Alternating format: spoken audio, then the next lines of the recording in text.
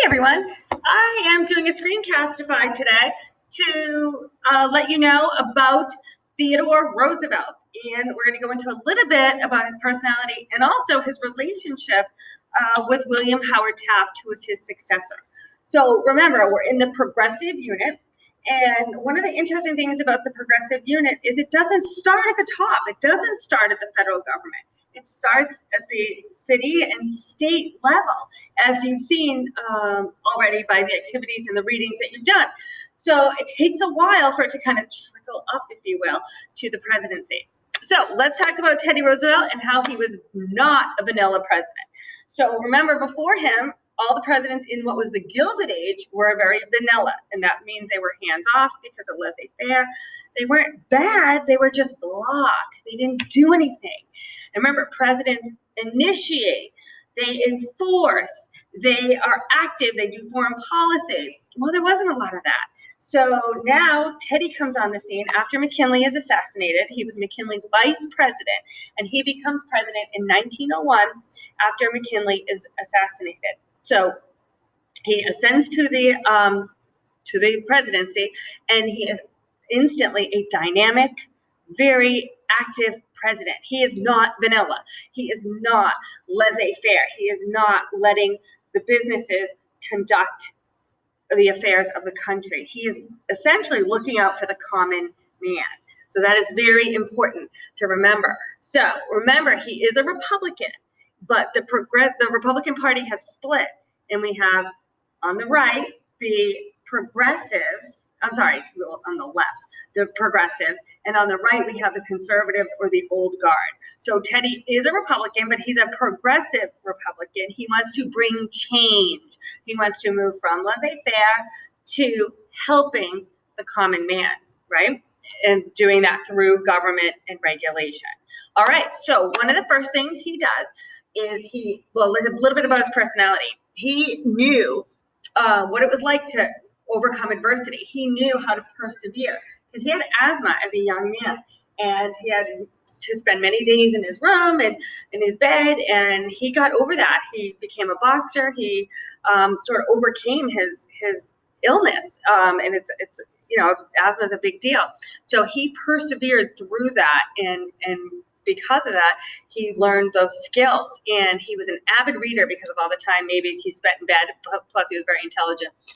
So he would read books every day. He drank coffee throughout the day, and one morning he was reading a book called The Jungle, written by Upton Sinclair, which talked about the meat packing industry and how horrible the conditions were and how they didn't follow the regulations and any safety protocol, and he instantly put down his breakfast sausage, and he went to Congress and he initiated the Meat Inspection Act. And that's a dynamic president.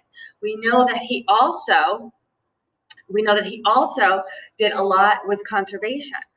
The Monuments Act, the Newlands Reclamation Act. He set aside countless acres for wildlife sanctuaries. We know he did a lot to preserve our natural, beautiful environment. All right, he was also known as a trust buster.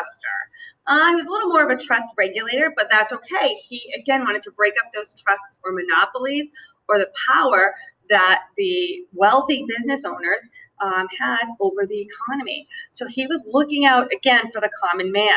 So we see all the presidents before him really did nothing. And now we see this president enforcing laws, anti-monopoly laws, that Sherman Antitrust Act. We see Roosevelt making efforts at conserving our natural beauty or conservation. We see him as initiating Meat Inspection Act, Pure Food and Drug Act, that we see a dynamic president. So he is not vanilla. Now, using this screencastify and some information in your textbook, chapter 17, section 2 and 3, I want you to put together, and there's a sheet, a Google sheet for you to put together a list or a flavor of ice cream for Teddy Roosevelt and be able to back up why you said he is that flavor with some evidence. And you can use evidence from the screencastify, but you have to come up with a flavor that's not vanilla. All right, so the next Screencastify is going to talk about Teddy and his relationship with Taft, because Teddy decided not to run in 1908. So he ran on his own in 1904. And then in 1908, he didn't want to go for what would have been a third term, pretty much.